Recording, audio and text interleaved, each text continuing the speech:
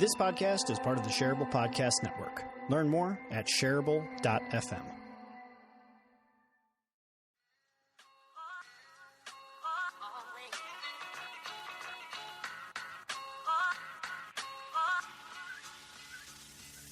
Hello, friend. I'm Jeff Gibbard, and this is my podcast, Shareable. I decided to call it Shareable because the conversations I have with my guests are so good, you got to tell someone about it. Shareable is a variety show of sorts where we talk about culture, relationships, leadership, dating, business, comics, marketing, art, sales, and more. Wherever the conversation takes us, one thing is for sure. This podcast is shareable. Welcome back to Shareable. My name is Jeff Gibbard. I'm your host. You know my voice, but the voice you're about to hear is an entrepreneur, keynote speaker, and author named Laurie Guest. And if you don't know who she is the go-to resource for customer service excellence, and she's been doing it for more than 2 decades. She shares a practical point of view, which is one of the things I really love about the way that Laurie frames customer service, is that everything, it just makes sense. It's very practical. It's very easy to follow. And she just wrote a book called The 10-Cent Decision, How Small Changes Pay Off Big. You're going to love a lot of the advice that you get out of this conversation we're about to have, because so much of it'll seem almost like those duh type moments, but like at the same time, they're so rare to find in your customer service experiences. So we're going to get started on this. Laurie, thank you for being on the show with me. Hey, Jeff, thanks for having me. Can't wait. Yeah. So as I do often with the guests that come on my podcast who have written books, I've spent some time reading through your book, looking through some of the things that you've done online. And your career is a super interesting one. And you've got a lot of anecdotes in the book about your history. So why don't we start by just going through a little bit of like where you've been, so it frames up nicely why you are, and I like in your book, you even put like why am I qualified to talk about this? So I want to start there just to give people some context. Like, who are you? What have you done in your career? Why should we trust you on customer service? Sure. Well, it's really interesting. When I started to write the book, I got stuck a couple times, and I decided to do a writer's retreat, and it was a virtual thing. And the question that the leader asked on the virtual retreat completely changed not only my thinking, my writing, but even my presenting. And it was this simple, Jeff. She said, I want all of you to spend an hour answering this writing prompt. Dear reader. That's it. That's what the prompt was dear reader. That's all she gave us. And so I sat down and I just right off the bat said, dear reader, why do you need another book on customer service? Hasn't everything that needs to be said about customer service already been said? And if you do need to learn more, why do you need to learn it from me? Why am I the one to deliver the information? And her instruction was you couldn't stop writing or typing for the hour. You just had to go, which means it just comes off the top of your head. You don't worry about words being spelled right or your grammatical structure of your sentence. You just go.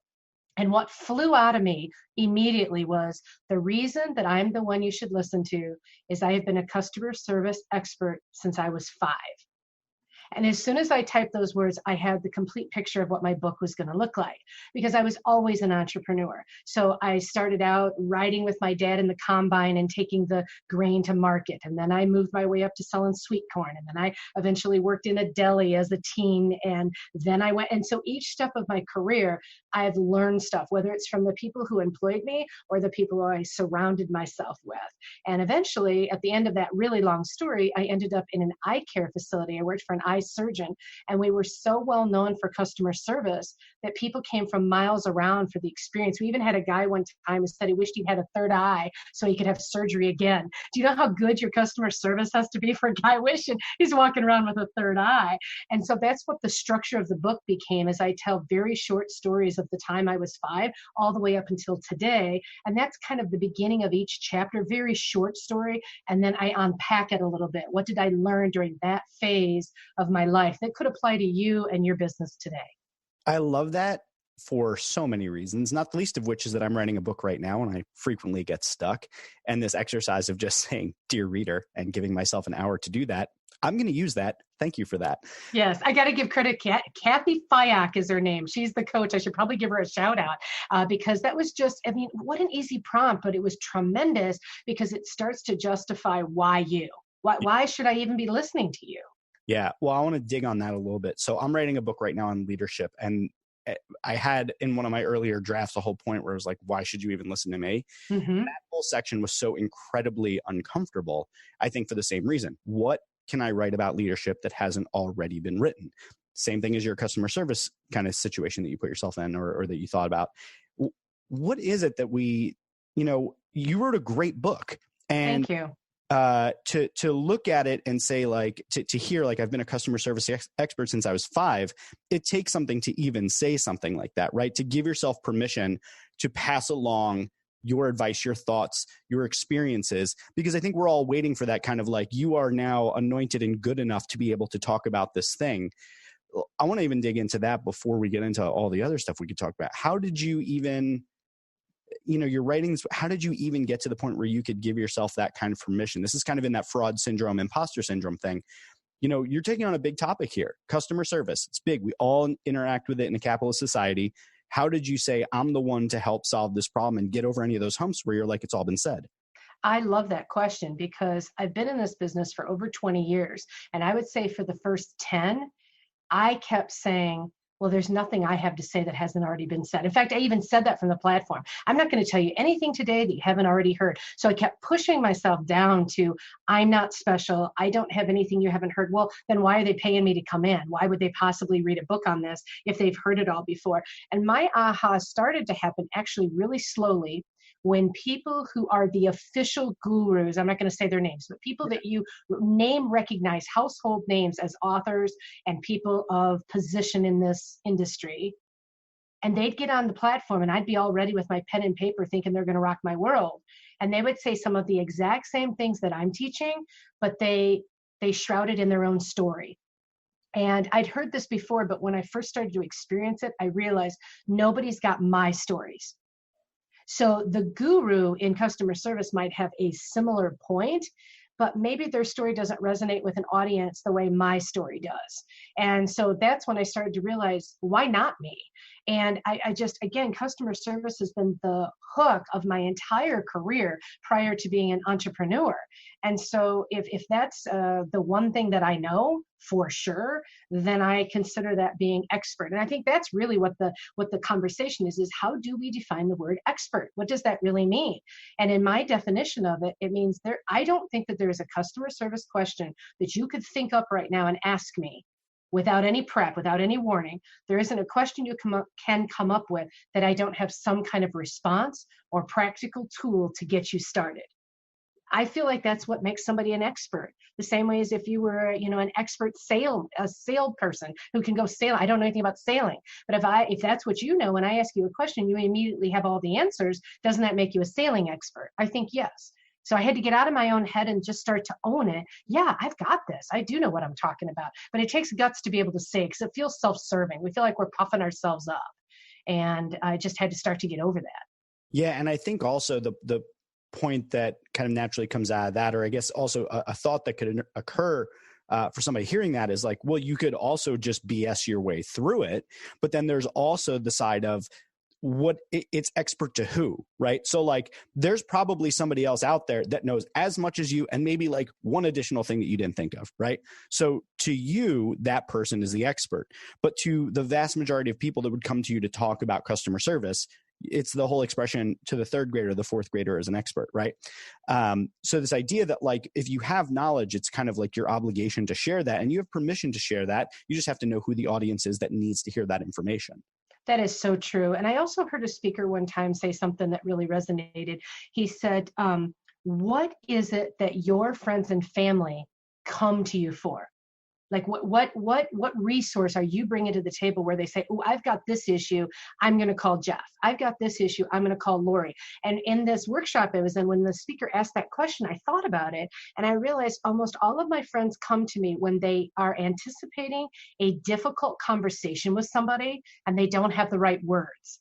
And eventually I realized words were my friend, and that I am really good at taking an awkward situation and molding the words so that you can at least get started with that employee, with that loved one, with that family member, whatever it is. And I thought, wow, I thought everybody could do that. And it wasn't until a friend of mine went, oh my gosh, you are the best at this, that I realized that not everybody has that word wisdom or what it would be, word whisperer, I guess. And so I started to build on that, and words have become my friend. That is amazing. And, I prepare for all of my interviews with, finding things that I have in common with my guests and things that we may disagree on. And one thing that throughout reading your book, I would say one of the things that just hit me in the face like a brick was how much you and I agree on the importance of words. And not just like words important because words communication, but like the selection of the exact word that you choose, that you might flippantly just choose one word over another.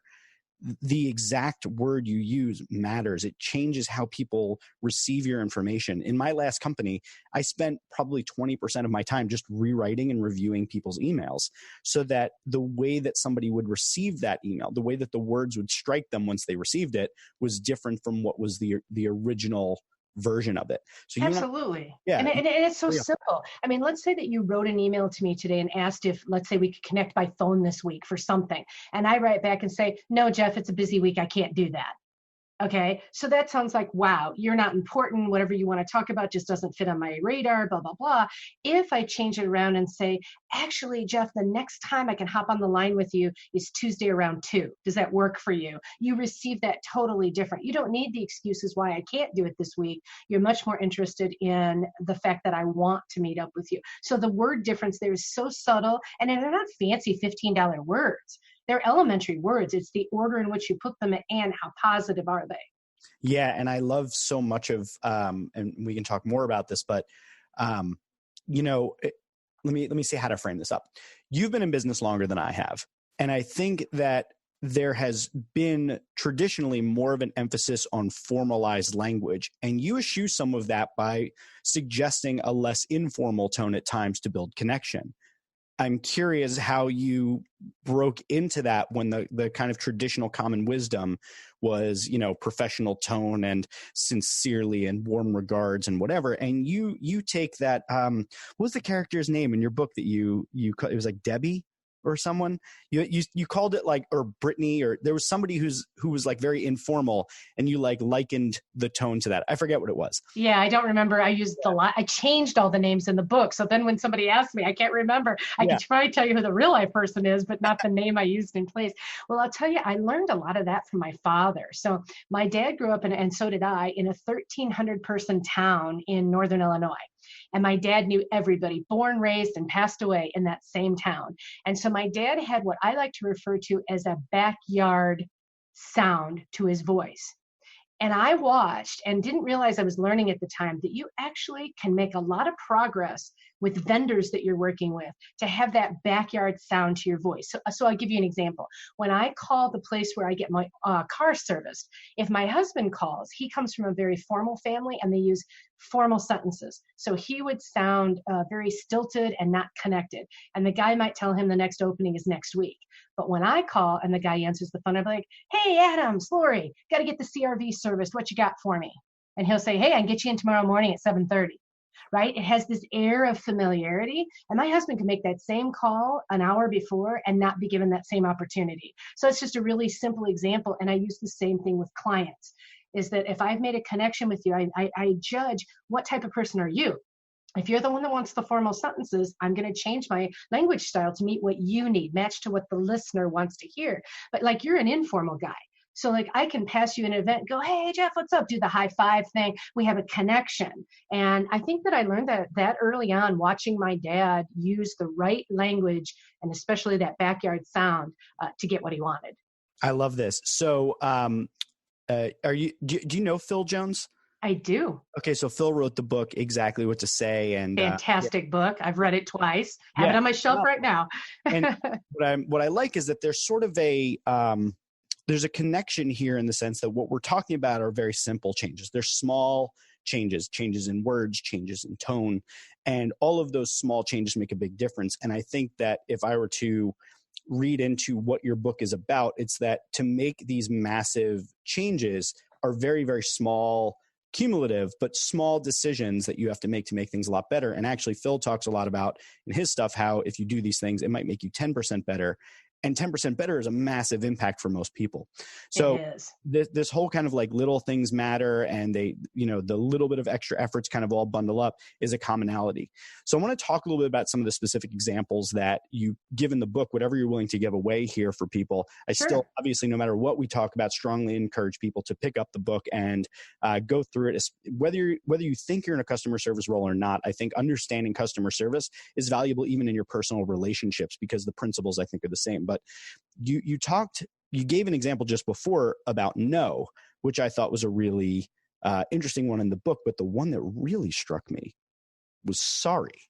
Everybody says that. I can't tell you how many audience members say to me, this little bit, which takes me about 7 minutes on stage, is life-changing for them. And I think somebody out there is writing a whole book on this. So once the book comes out, then it'll look like I copied them. But yeah, I'm all about the stuff your sorries in a sack, man. Just to stop. Because the initial impression for me was that I actually think there's an immense amount of power in apologizing. And I don't think you would disagree with that.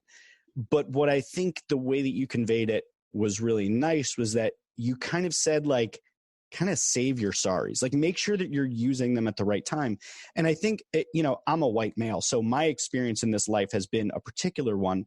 But what I have noticed in coaching my female teammates is that there is a lot of apologizing that happens that's conditioned in, that I try to work with them to get rid of that and to feel confident and move forward and be able to use different language and kind of save their sorry for the right moment. Your entire thing on it is really fabulous. So I was hoping that you could just kind of riff on it for a little bit. Talk a little bit about what we're doing with the word sorry in customer service, in any area of business, and why it's so important that we're more discerning about how we use it. Yeah, exactly. I love this topic. I think that sorry became the automatic go-to even when we don't mean it. So again, my company has a division where we do secret shopping. And I notice this a lot when we shop. So let's say I'm shopping a bank. I may be the very next person in the teller line, and I wait no more than 10 seconds for the customer in front of me to move aside. And when I step up, the first thing the teller says is, "I'm sorry for your wait." Okay, they've defaulted. They don't really mean sorry because they're just doing their job. They were taking care of another customer. Why are we saying sorry all the time? So I try to teach the fact that there are 2 times when I really do want you to use sorry. We need to talk about that first. The first time you should use sorry is when you owe me an apology. You guys messed up. The order didn't come in. It came in wrong. You cut off the wrong limb in surgery. I mean, when there is a mistake made, I need to be validated by hearing the word sorry. So that absolutely say sorry. The second time is a true show of empathy. I'm sorry you're going through this. I'm sorry this is happening to you. I'm sorry you've had this fire. I'm sorry you lost your parent. Whatever that sorry is, but it better really be in the moment and genuine. So those are the 2 times you get to use it. Now we're going to push that aside. All the rest of the time you're saying sorry, you need to decide whether sorry is what really needs to be said. So a couple examples I have. I show a picture of a sign at one of my local well-known electronics stores where you go to buy most of your electronics. And the sign says, sorry, this register temporarily closed. Now, the sign is engraved. They sent out for it. They've been using it for 4 years. There's nothing temporary about it. They move it to whichever register they don't want to currently use. They do not owe me an apology for that. So simply changing the sign to, "We'd be delighted to help you at one of our open registers," completely changes the feel on that. Same result. You're not checking out on lane 4, but the feeling is different. Yeah. And so I go on with all kinds of examples of how people are doing it. And we need to, the people who are listening to this podcast, not only the sorry that comes out of your mouth verbally, but what about your outgoing voicemail?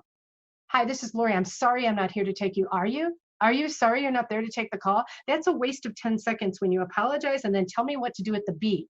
That's 10 seconds I'll never get back. I encourage people to use that 10 seconds to create any kind of connection to your buyer. So whether it's to promo a new special you have going on, whether it's to add some humor, I try and put humor in whenever I can. Creativity plus humor equals connection. So if I can have an outbound witty message, that's better for my business than just, "I'm not here, sorry, leave a message." Doesn't make any sense. And also in our emails. Do you say, "I'm sorry I wasn't in this afternoon," or do you change it to, "Great news, I'm back in the saddle this afternoon. Let's try and talk before the end of the day." So if you start looking at all the places you see sorry, you'll be amazed. And when I do ask my audiences, how many of you are sorry sacks, it is amazing how many people raise their hand, and it is almost always completely female. So back to what you said in the beginning, somehow this must be a conditioned thing early on by our gender. And we just need to stop saying sorry, because it doesn't make the situation better. And we really don't believe it. It's white noise words. Yeah. Oh my God. And that's so true. By the way, my voicemail, I have to, at the end of this podcast, have you just call and listen to my voicemail. I've been doing this since college. I always make sure that my voicemails are totally ridiculous. So the one I have right now is like, it's like a newscaster, like this just in, Jeff Gibbard not available. And it's like, oh, great. But I did one. So my company is the Superhero Institute, and I'm thinking about bringing this back. But did you ever watch the old Batman show, Adam West? You know, I was like, tune in next week. Will our hero be? So that was actually my voicemail. Jeff Gibbard, unable to answer the phone. Is our hero in trouble? Tune in next week or leave a message at the. And I consistently get feedback on my voicemail that like people will actually leave voicemails. And you know, most people just hang up and text you. Most people will leave a voicemail and they're like, that is the best voicemail I've ever heard for somebody that is supposed to be a professional. That's great. I have a great story. Do we have time for a quick story? Yeah, I love this. Okay. So this is my all-time favorite outbound voicemail. By the way, I change mine every day. So it will say today is, and then day of the week and time. So that way it's staying fresh. And people should check their voicemail, because sometimes you go away on July 4th and here it is, you know, later in the year and you still have your July 4th, I'm out of the office message, right? And so by changing it every day, I know that doesn't happen. So anyway, one of the things I like to do is look at what is the fun day of the year. So like other than major holidays, every day of the year has something like National Look Like Your Pet Day, National Margarita Day, right? They have all these clever ones. And so if there's one that I can tie into my business, I do. So we're going to call it Tuesday, February 15th of last year. Let's just pretend. And it was National Oreo Day, you know, the fun sandwich cookie. Yeah. So my outbound voicemail message just said simply, hi, this is Laurie Guest, professional speaker and trainer. Today is Tuesday, February 15th. And guess what? It's National Oreo Day. So when you leave your message, tell me your favorite flavor. Beep. That's all it says. So I get back from a day on the road speaking. 2 messages on the recorder. The first one, guy who doesn't play, he just leaves a boring message. Second one, he's a bank president who'd been considering me for this very large retreat they were going to do. He goes through his whole message. It's boring as can be. He's not going to play. I'm really disappointed that my 2 callers are not buying in. He gets to the end of the call and he goes, okay, Laurie, I think that's everything. Oh yeah, double stuff. And I just thought it was so funny. So instead of sending him a PDF of my proposal, I went to the store and bought 2 packages of double stuffed Oreo cookies. I printed out my proposal on a really nice piece of paper, packaged it all up, FedExed it overnight. So the next day when he got to work, the Oreos are waiting for him. And I was up against 2 other speakers for that event. I know the other 2 speakers. They're excellent speakers. I don't necessarily beat them out in any category except my formula. Creativity plus humor equals a connection. What leads to sales? Connections. So a couple days later, he calls up and I answer the phone and all he says is, well played. And that's it. So 2 packages of Oreo cookies and the cost of a FedEx box got me a really nice contract. And that outbound voicemail served me better than any sorry I'm not here could have. Isn't that fascinating? I love this so much because this actually speaks to kind of the bigger point that I was making earlier when I was saying, hey, even if you don't think you're in customer service, pick up the book. Like that was sales right there. That was sales by way of a conduit of a customer service experience. Your voicemail considered customer service, but it was a sales interaction you were dealing with. And you use the same principles you would use in a customer service setting to win in that sales setting. So I really think that this idea of, it's great that your book is like focused and is towards the goal of customer service. But again, I think so much of this would work. I have a side business that is an online dating consultancy. I help people learn how to win at online dating. So it makes more sense than it might sound on the surface. I've been an online marketer and my premise is that online dating is online marketing, right? So true. Yeah. Right? Where were you when I was 21? Oh yeah, that's right. The internet didn't exist when I was 21. It was like meeting people in real life, right? Yeah, exactly. But I think this same sort of idea would work really, really well. Maybe not, stalking somebody and saying them something via FedEx, but the idea of like gathering information, being clever, taking advantage of opportunities to do something a little bit different and stand out. That's a lot of what I would recommend in the online dating workshops that we do is like, how do you make yourself stand out amongst the crowd?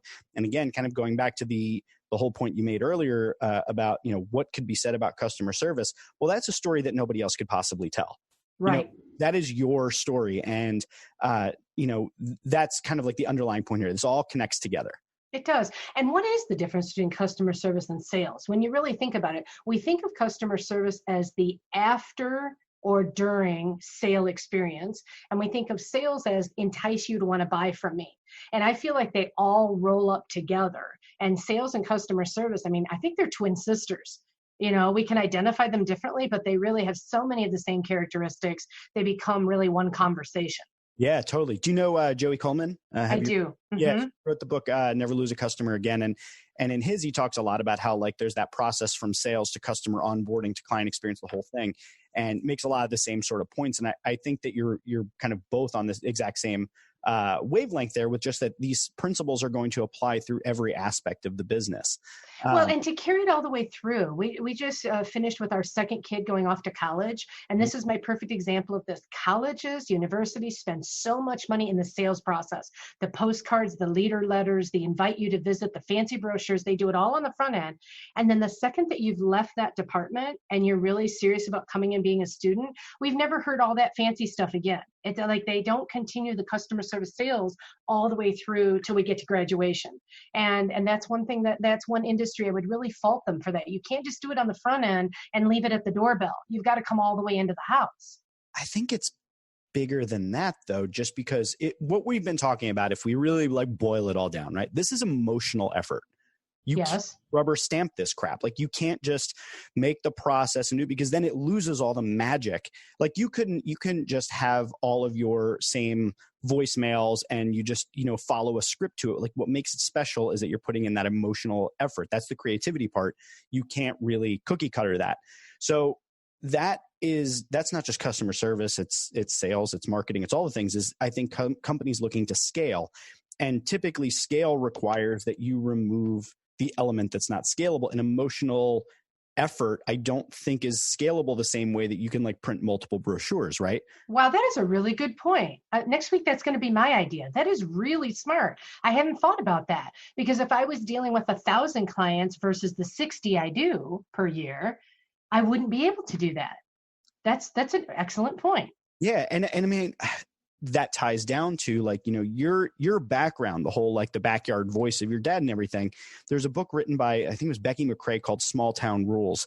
And there's a lot of these ideas around, like, I was thinking about writing something called Only the Small Survive. And I know that there's a company culture book that's about this, but this idea that like when you scale up, you hit a certain point where you can no longer provide that level of customization and care and emotional effort. And I think you can't really do the little things at scale. Like, how can a company, this is actually an interesting thing that I hadn't even thought of as I was reading your book. How can you take these extra emotional efforts and these creativity and all of these little things that you have to do, these 10-cent decisions, as you call them, and how do you scale that for a company that's trying to provide that to a mass number of people? Well, I think we can look to some of the companies who have been very successful at doing it. And so one of the first that comes to my mind is and I don't know if I put it in the book or not, I don't think I did, but Chewy, the food, online food store where, you can order dog food or cat food or whatever. And they have a universal policy, I understand, is that show of empathy when somebody's lost a pet. And I saw on Facebook right about the time I was writing the book, there was somebody who had lost a pet right after they had ordered the food, like 2 huge bags of the food. So they wrote to Chewy asking if they could return it for a refund, saying that they'd lost this pet and how it turned their family upside down. And Chewy has this policy. They wrote back and said, no, actually, you cannot return the food, but we do want you to donate it to a local shelter. We have credited your account the full amount. You credited your charge card the full amount. And then a couple of days later, fresh flowers arrived on the doorstep. Oh, God. So now that just gives me chills to retell it. I have no proof the story is true. Again, this is social media story. What's that? Say again? Choked up right there, because I immediately thought of like when I lost my pet and like how devastating that was. If I had gotten flowers from the pet food or my vet or anyone, I would have just lost it.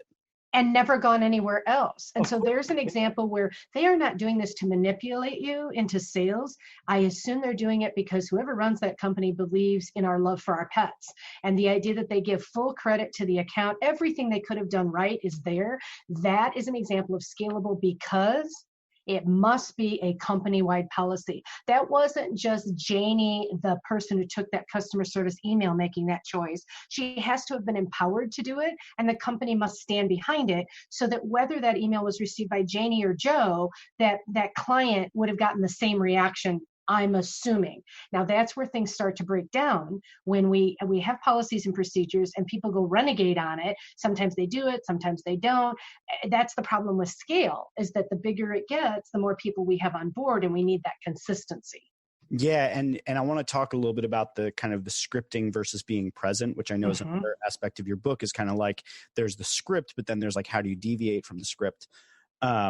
But even within that, I want to pause on that, because a thing that I'm thinking there, and this is a topic I've talked about on some of my other podcasts, which is, I'm curious to get your take on it, because that is a really heartfelt kind of like loving act by the brand.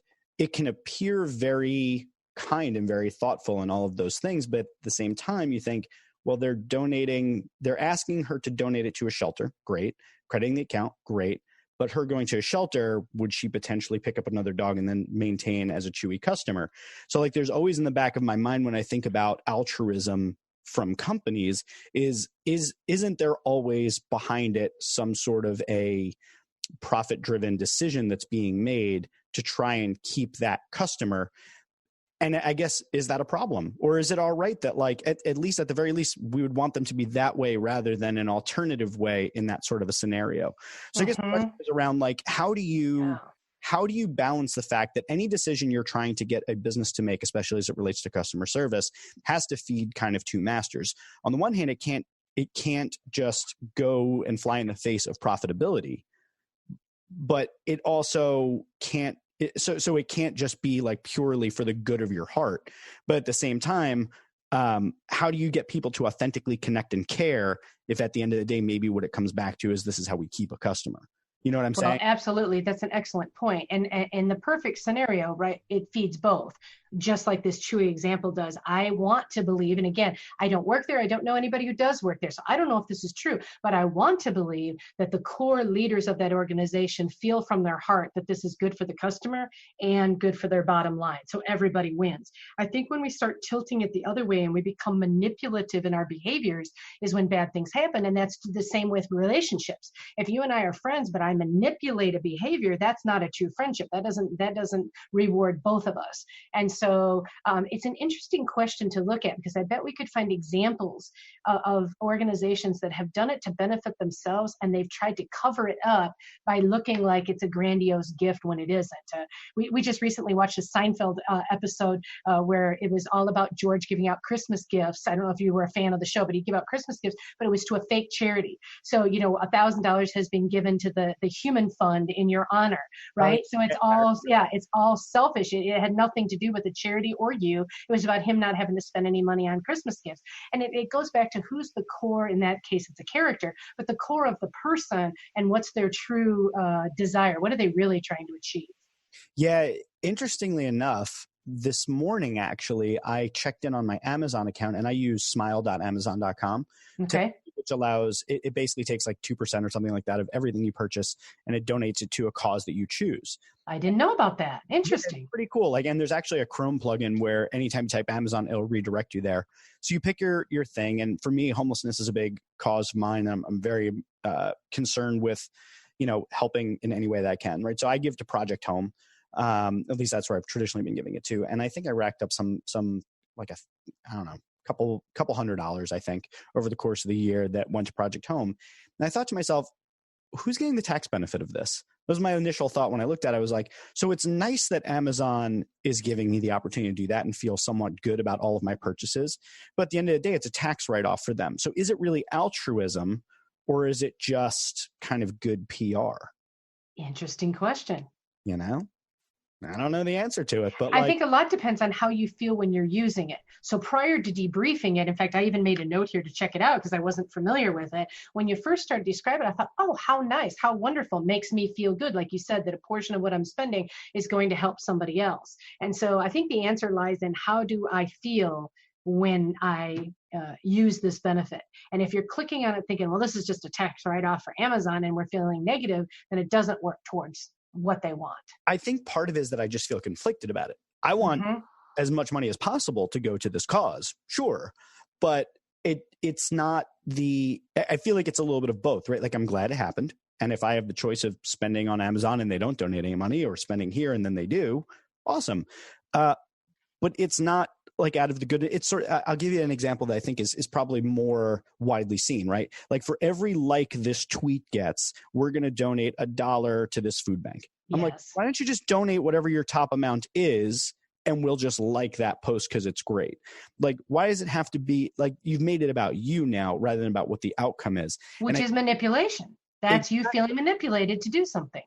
So I guess the kind of going back to the Chewy example, or going back to any of these examples of customer service and companies doing things, is that I think the only time to me it ever seems like a truly selfless act is when it is actually selfless, right? Like, so if Chewy loses that money and like you see on their bottom line that there's a certain amount of money that they could reclaim by not doing that, and they just do it because they're like, it is the right thing, then I'm like, okay, that's values right there versus it being a tactic. Yes, totally agree with that. Yes, I think that makes perfect sense.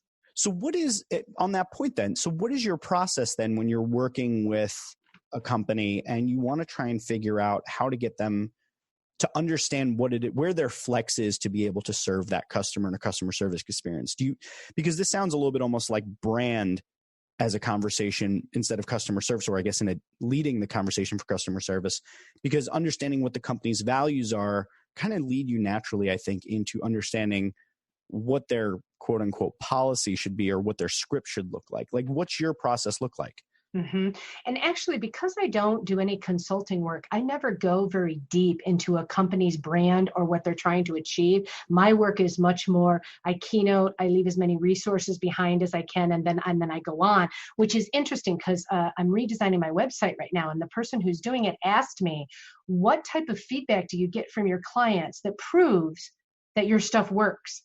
And all of a sudden I realized, this has just been the last couple of months, I'm like, I actually don't know that my stuff works because I've never gone back and asked them. And it brings this whole new conversation of what am I asking people to do, and do I know that it works? I only know from experience it's worked for me. And so that's a change I'm making moving into 2020, is instead of my bumper sticker of get in, get out, get paid, what about get in, share, and find out how it's had a domino effect in the company? I think it would open my eyes to so many more things that people have done and changes that they've made. And so in answer to your question, I don't know that I specifically help companies say, okay, you're the ABC company, let's make this change and you'll have this outcome. My work is much more, let's get some consistency in the delivery of our service across all lines of the platform, not just the one who answers the phone or who greets you at the door, whatever their company model is, but that I feel good from start to finish when I engage with your company. And I think that's always interesting, because sometimes the first few people you meet, they've had lots of customer service training and you're feeling good, but by the time you get to what I'll call the backside of the experience, the checking out, the paying, the being invoiced, the follow-up, whatever it is, those team members maybe have not had the same level of training or have the same level of interest because the income has already been achieved and been put on the books. Yeah, I also just want to pause on this point for a minute and put a pin in it to talk about, because it could sound from what you just said as if like, well, we don't even know if this works. Yeah. There's a lot of things that so in leadership, it's a similar sort of thing, right? So in leadership, I can talk about, if you don't make someone wrong for something and scold them for it, but instead think about how you can talk about where you're both going together, what both of your goals are, speak to their priorities, ask them questions, make them feel involved, give them the conditions that they take ownership over whatever that thing was, you're going to have a lot more success. Okay, well, where's the data to prove that? Well, how about this? If I make you wrong for what you just said by asking me that question, are you receptive to what I'm about to say? And they're like, well, of course not. So like, there's certain things that like, you just know as a human being, like if your body language is closed off and cold, people aren't going to want to talk to you. Where's the data to support it? Where's the statistics that show that it works? Well, a lot of this stuff just is. We are human beings and we know how, within a certain kind of framework, we have a general understanding of how people are going to behave and react. And you know that by being informal with some people, you're going to be able to build connection faster. You don't need to necessarily. So I guess what I'm saying is, I read through your book and it would seem to me that what you're saying isn't there is just unstated. It's not that it's not there. It's just that you may not have explicitly said, here how all of these things come together and how you find those answers. Maybe not like ABC company, this is what you do, but like read through this. And naturally, if you put yourself through this exercise and ask the discussion questions at the end, you're going to stumble upon how you should do it in your company. I mean, absolutely. Thank you for re-clarifying that. I know the stuff works. What I don't have is I leave it at the door and I never go back. So let's say that, Jeff, you do two things based on this conversation today. One, you take the time in the next 2 weeks to answer the Dear Reader prompt, and it completely changes how you write your book, and your book becomes a bestseller. But we never come back and you say, Laurie, remember the day on such and such a date when you said this? That was my turn. I may never even know that it was that happened. Or the same way with the sorry. Somebody listening to this podcast, they really make the commitment they're going to stop saying sorry. They're going to stuff them in a sack and only pull them out when they really need them. I'm never going to know who those people are. And so that's what's interesting about the work we do. And I think it's true of all authors and even entertainers. They put stuff out to the world, and they don't necessarily get the feedback unless they are researchers and they study stuff. And I just don't think I've done enough of that following up and saying, what did you do as a result? Because the thing that's interesting to me is the people that you know better, and yet they're not doing it. So you'll show up at their organization and you'll hear them yelling at a staff member in front of customers. And you'll be like, didn't we just talk about this at the last retreat, that we weren't going to do this anymore? And here you are doing it. That's what I'm thinking to myself. And so it's an interesting thing about how we put it out there, but we don't necessarily know what's coming back. Well, yeah, because if somebody takes your advice or listens to it and implements it, then there's you may never hear from them, you may not know that it made an impact. And then there's the people that hear it, say that they understand it, don't implement it, and then still hold you accountable for it, which in my work in social media strategy, more often than not, I would build these big, beautiful, clear, simple strategies. And then the strategy document would go on the shelf and never get implemented. And then they were like, why aren't we growing? And I'm like, well, did you do anything I said? So yeah, I can totally see that. It's interesting because I have two examples of things that I've recently implemented that have made a huge impact on my life. And neither of these people have any idea.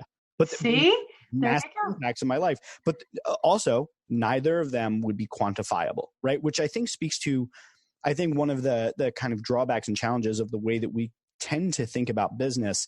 And throughout my entire MBA, I felt like if it wasn't measurable, it didn't matter. If it didn't show up on a spreadsheet, it was something that was kind of irrelevant. And that was just the surroundings in a business school kind of talk to you about that. But what I found in my time in business is that it's often the things that are not measurable. It's the little things.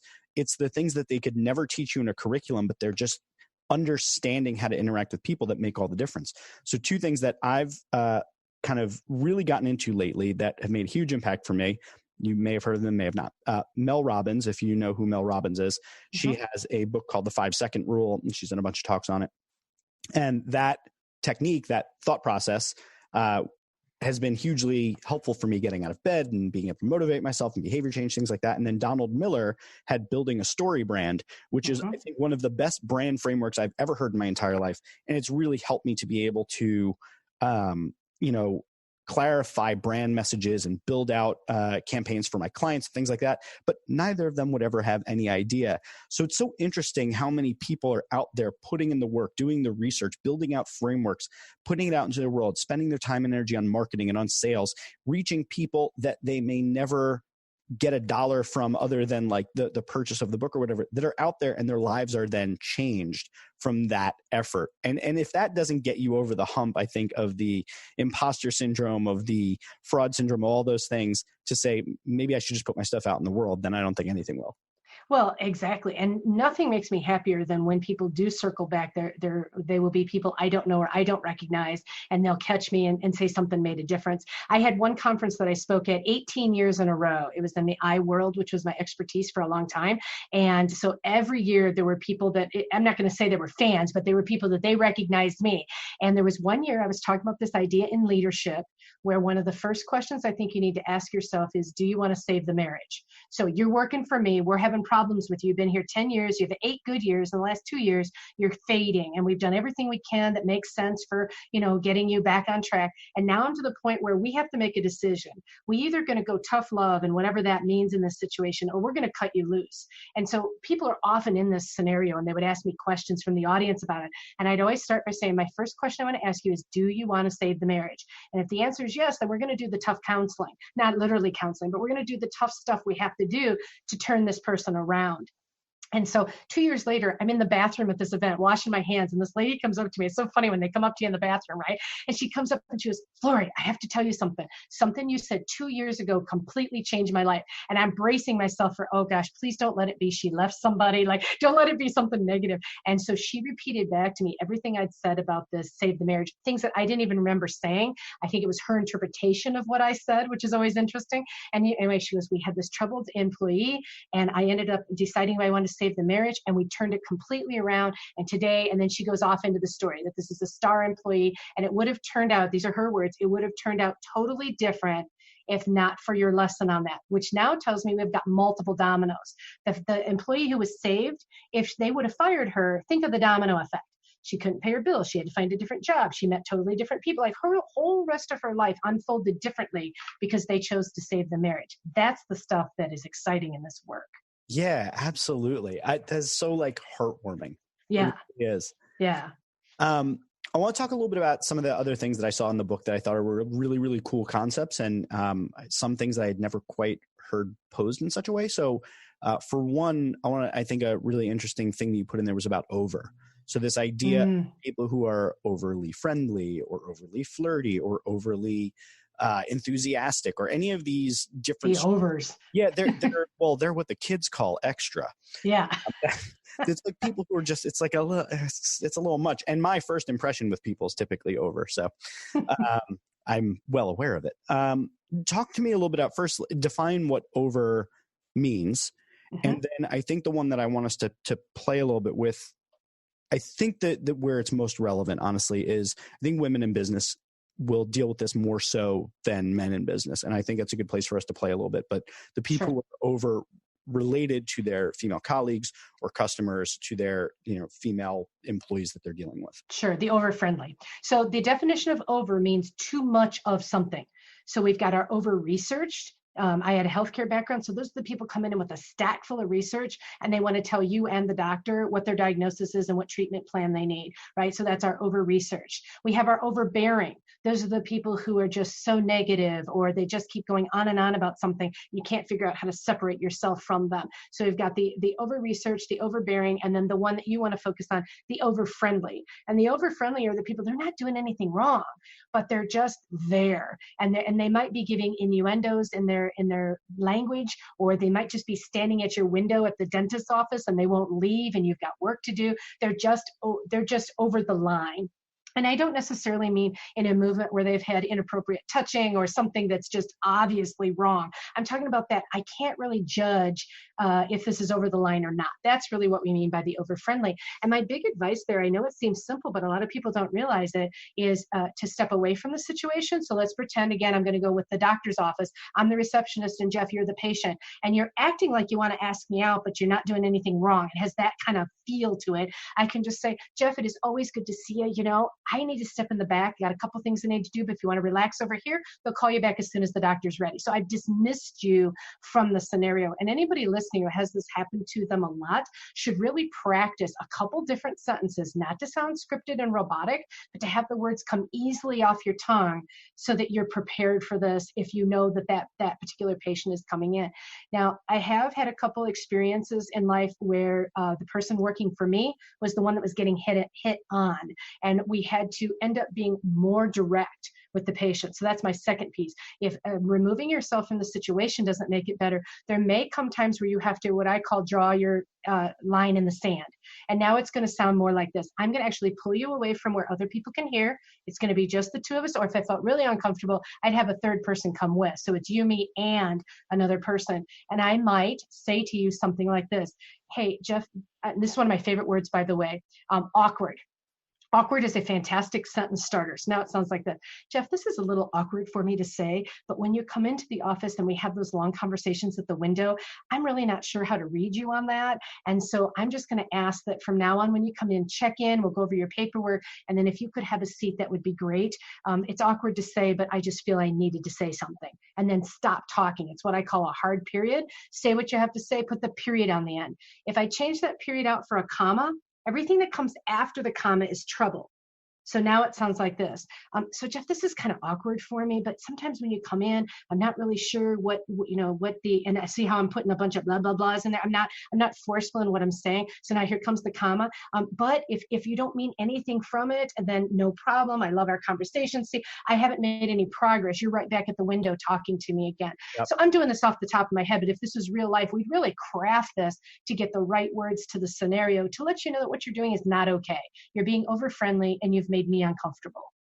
Yeah, I think that's such an important point to be able to, and it's such a fine kind of point to hit, to be able to say it in such a way where the person doesn't take offense. And I think your setting it up is actually the key there. So that the use of the word awkward, great word to use there. And it aligns with the principle that, when I was at a consulting firm, they used to call setting up someone's listening. And it's something that I tend to use in leadership conversations, which is that if you know that you're about to have a conversation that's going to be challenging, it's going to be awkward, the person might feel defensive.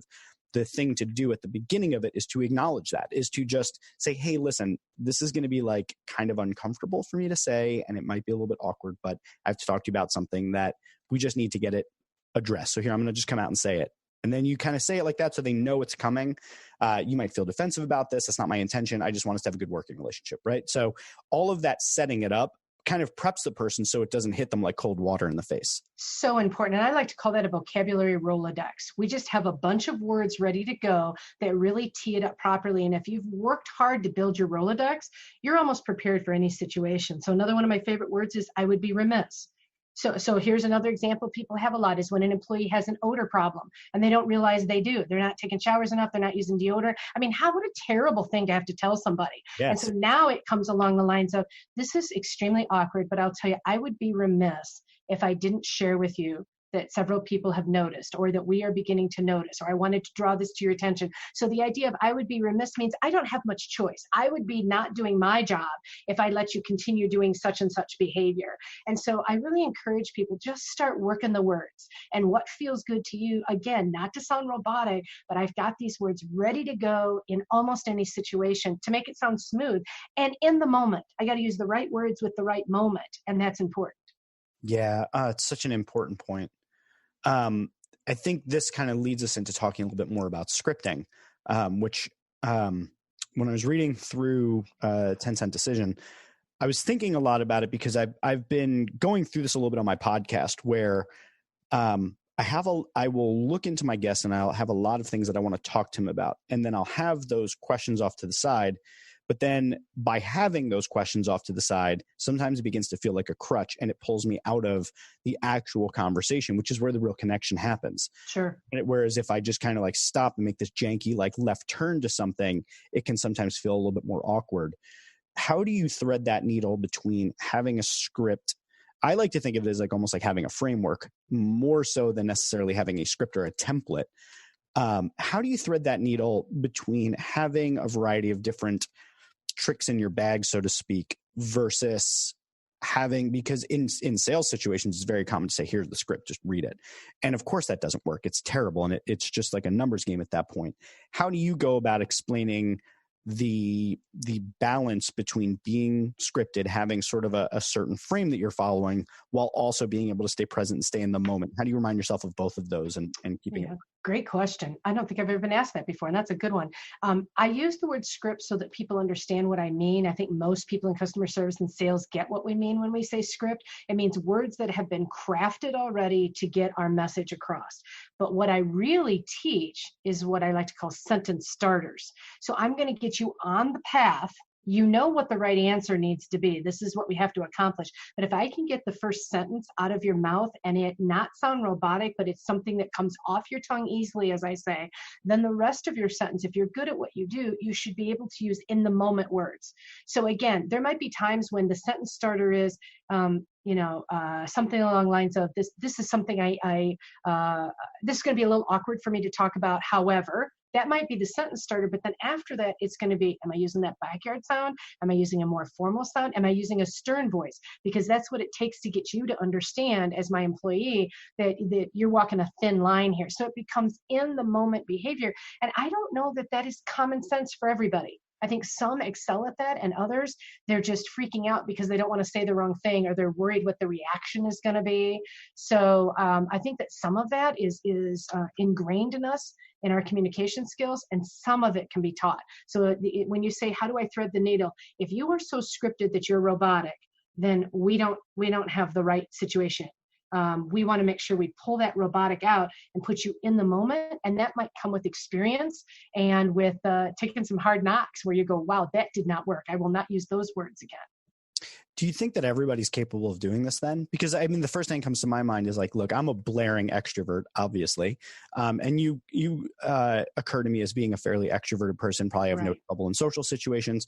There are some people who are more introverted and they may be on the more shy side of introverted. I know some pretty extroverted introverts, but there are some people who are going to be a little bit more socially awkward. When they read books on influence or persuasion, they're looking for like literally like, what's the formula that I plug in here to connect with it? I think of someone like Mark Zuckerberg, right? Like there's a dude who looks like he has absolutely no capacity to connect with other people without thinking of it like a computer program.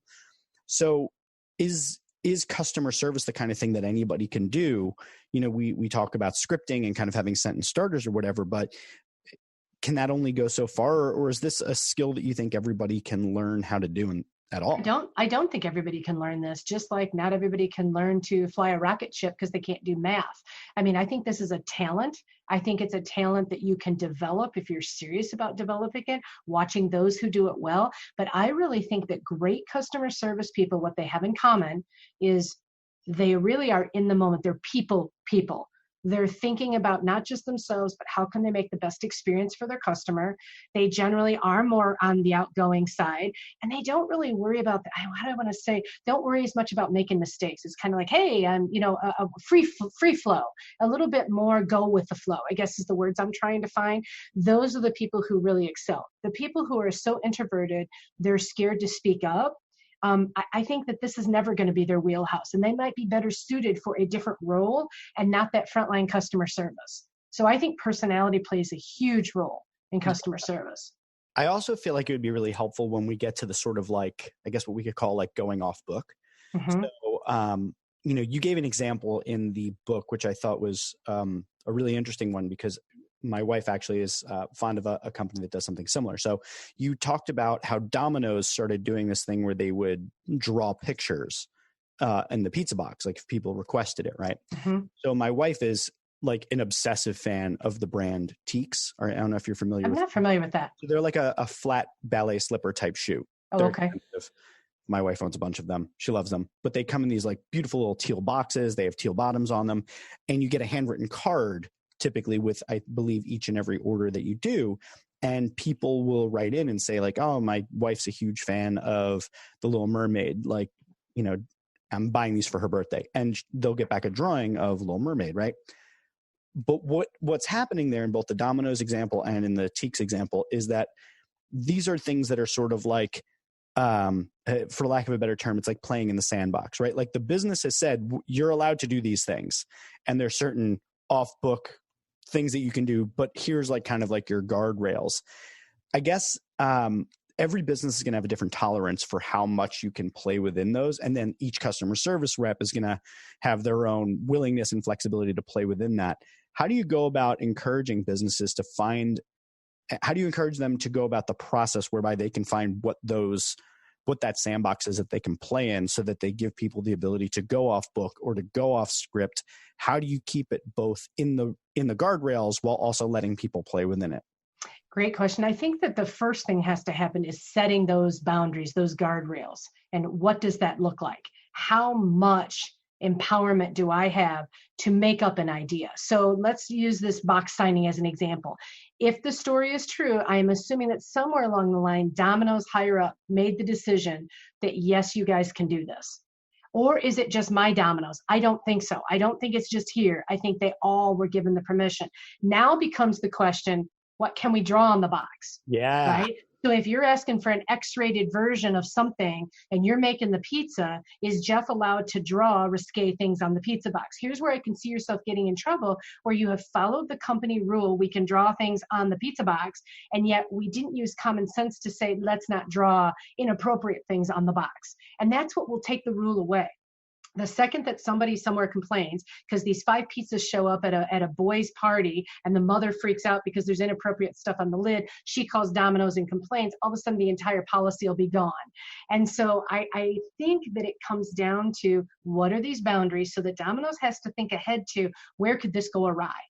And so the policy might be, we welcome you to draw anything appropriate on the box lids. Please do not accept the offers where people ask you to do something you shouldn't. Like, we might have to actually teach it and say it and then allow them to have free reign inside. So here's my metaphor for this. I love to talk in metaphors because I think people really get it. And this is the, what do you call that? The wireless, or the fence. What do you call it for your dog? Where, you know, what's it called? Where you don't have a fence, but the dog knows not to run out. An electric fence usually, isn't yes, it? But there's another word for it. Invisible fence. I couldn't find the word. This is like an invisible fence. When you first put it in, you put flags so that the dog realizes when he has the collar on and he runs past those flags, he gets a jolt of electricity that tells him don't do that, right? If we give a dog an invisible fence that's only 1 yard wide all the way around, he will get stuck in a box that is so small, he will go crazy. And on the same token, if we have an invisible fence that's 5 miles wide, he will also go crazy running all over inside the space. The secret becomes, it's, let's say 1 acre. We have a 1 acre lot where my house is. If we put in the invisible fence in 1 acre, our dog's going to behave pretty well. He has enough freedom to run around, but not so much freedom he goes crazy. To me, that's the perfect thing as a metaphor for empowerment. And that if you're a leader and you've told me where the boundaries are, and I step over that boundary a couple of times and you just give me a little tiny zap. In fact, it doesn't hurt enough to change my behavior. I'm just going to keep kind of pushing them.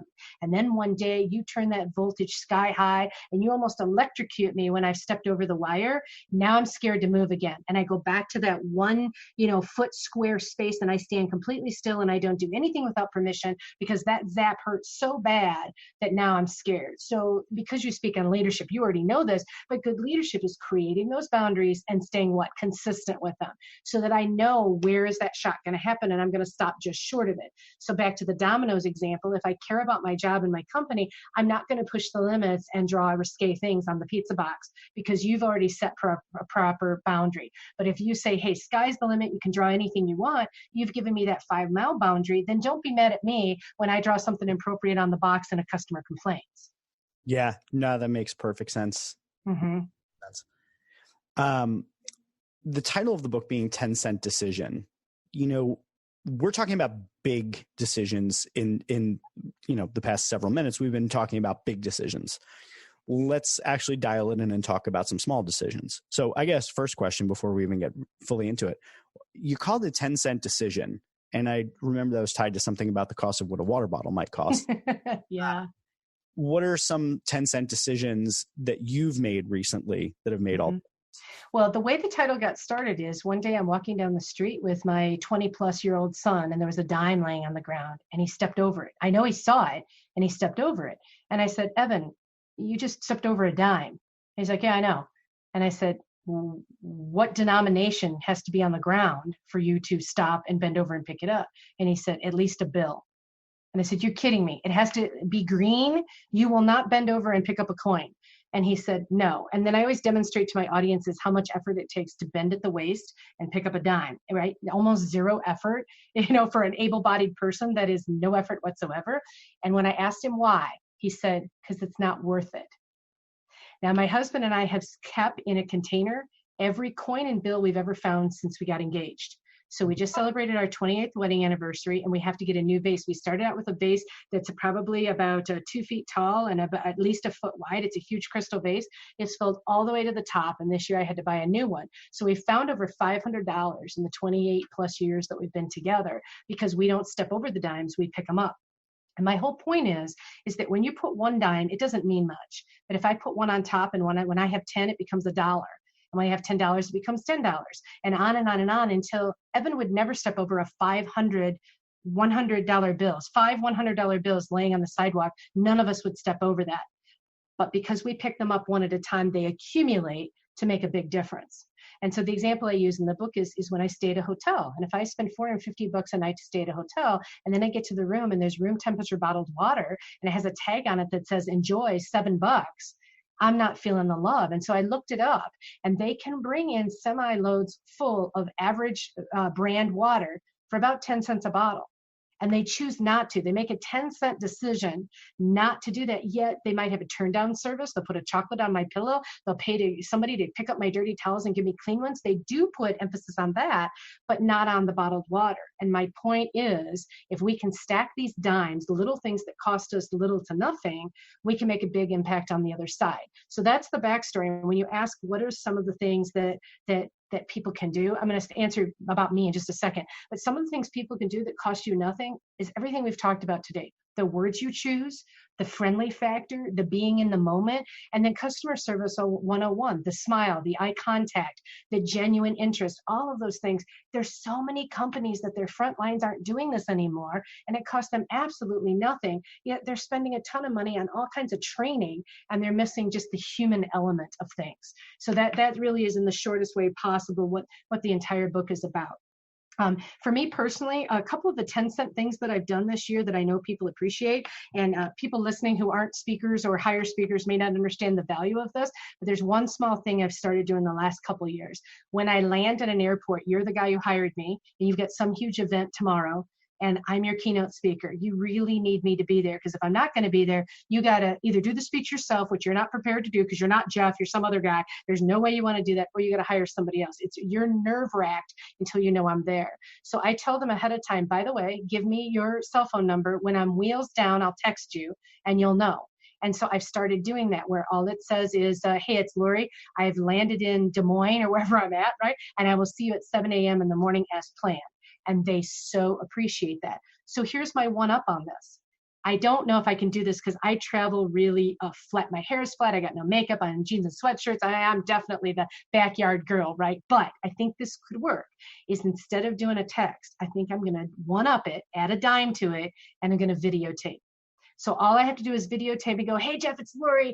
I'm still on the American Airlines flight. I just landed here in Des Moines. I'm going to look better than this in the morning. See you then, right? So I can do that humor, that creativity plus humor to create a connection, zip that off to you, and you watch the video. It's going to take our connection just one step higher, especially if you've never seen me. If you've only seen my photo shots on my website, it's not the same as seeing a human being right before you're going to meet them. And so that's a very simple, it'll cost me nothing to do it, just a little bit more time, and it's going to make a better connection. I love it, because it's funny, if you really think about a lot of these things, they're actually no cost decisions. In a lot of cases, they're either no cost or like you could actually make money from some of these decisions, the kind of net output of it. And I'm thinking like the use of video right there, brilliant idea. So often, like we send an email, we don't even think about whether or not that email is going to create connection in business. We send so many of them. And yet if we took just a little bit more time and used that as an opportunity to create a little bit more connection, or we did a video message that went with it, or we just went that one little step above and beyond, that could result in client retention. It can, all sorts of different things that could actually come back to make a positive impact on the business, and it costs you virtually nothing to do. So again, back to this idea that like we're talking about little things that matter and add up. And I love the fact that you talked about all the change that you've kept that has actually added up into a substantial amount of money. Because imagine if you were selling cars, or you're a home remodeler, or any business you can think of where it's proposal based and I go away and think and then come back. Imagine if today you got a video from the guy that you test drove a car with yesterday, and he says, hey, Jeff, it's Ron down at the blah, blah, blah place. I'm wondering what you're thinking about that car. Red looked pretty good on you. I'm going to be here all this week, and then da-da-da. Something like that. You'd say, okay, I looked at 4 different car places, and Ron's the only guy who sent me a video. It's that differentiator that would cost almost nothing to do.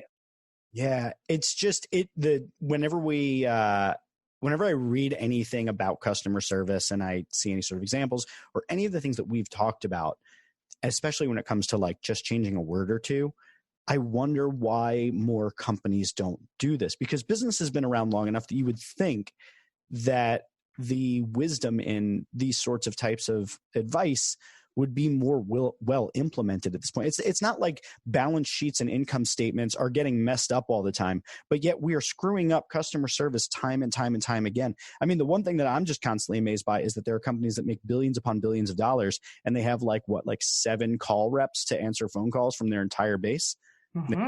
Quite high enough. Things like that. Those those aren't 10-cent decisions. Those are massive decisions. But the people that they have on the phone, the fact that they will say, I'm sorry, there's nothing I can do, or it's our policy, or any of that after they made you wait on hold for 2 hours, it just makes it that much worse.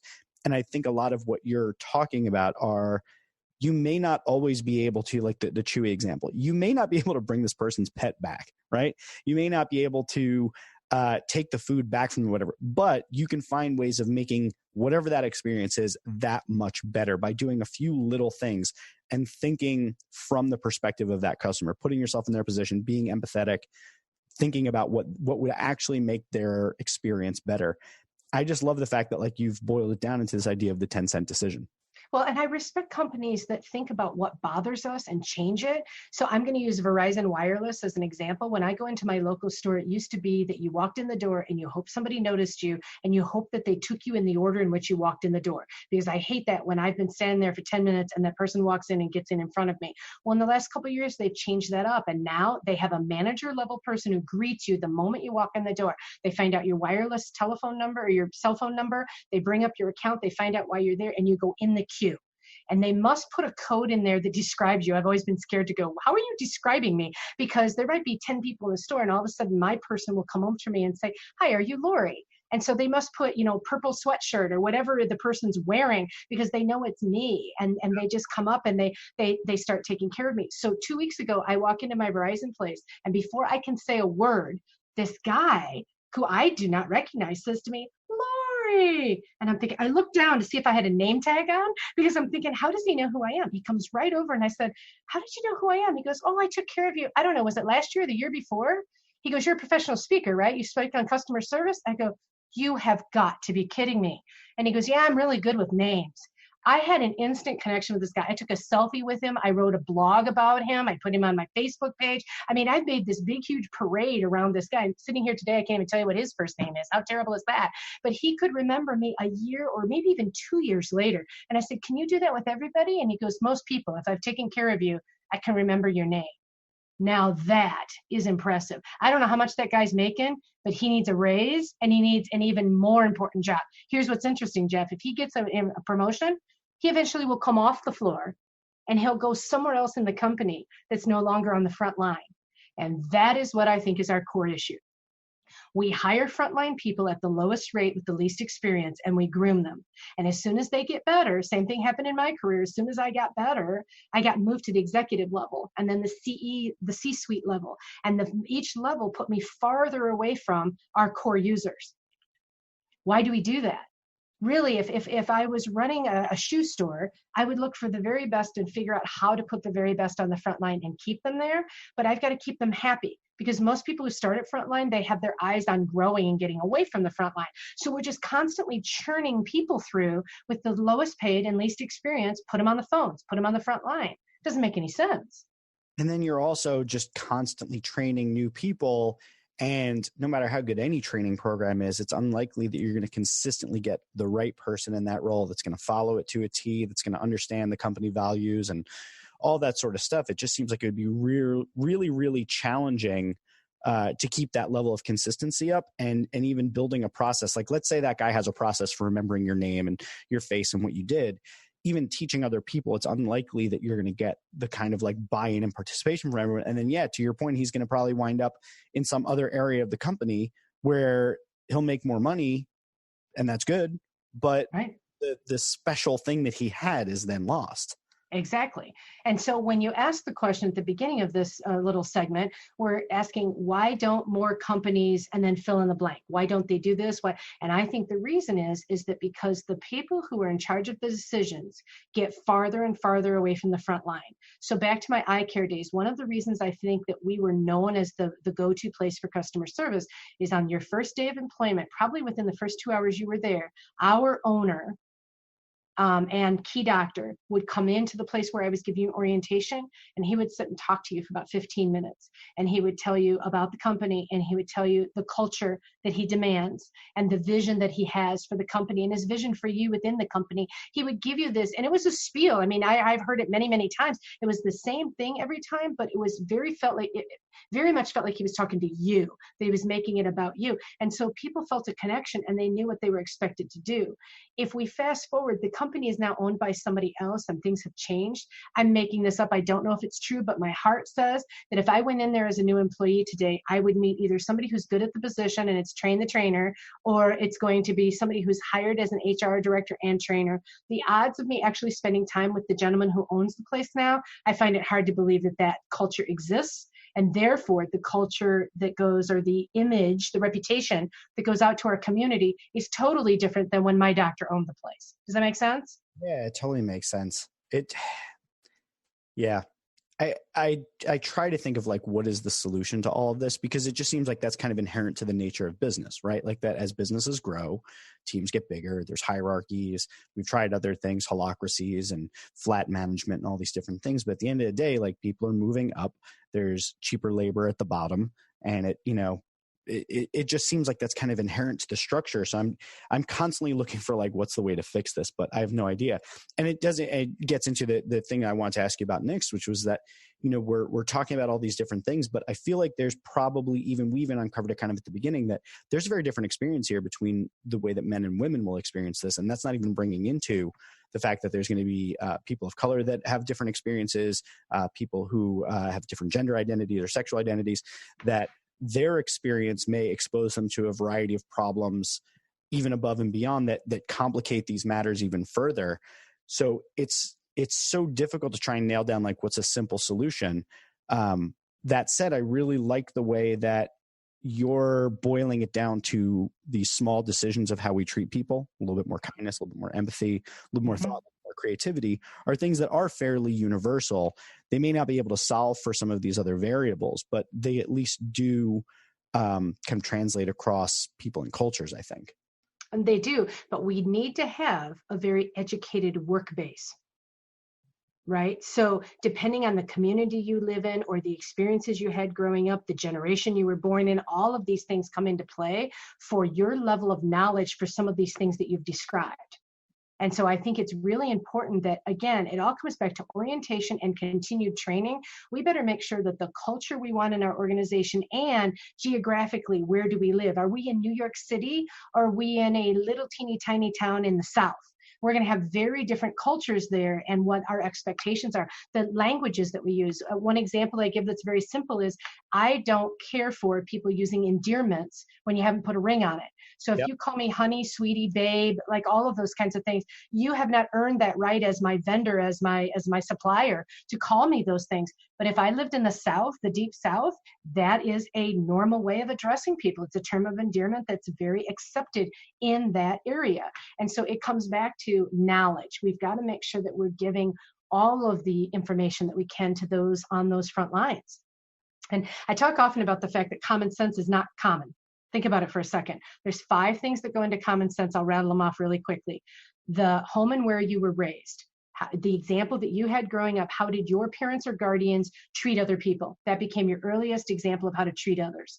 So where you were born, what generation you were born in. So you're younger than I am. You have a different generational values than mine, and that's just the way it is. And one generation is not better than another. It's just different. Your gender, right? So some people communicate differently because of the gender, your personality.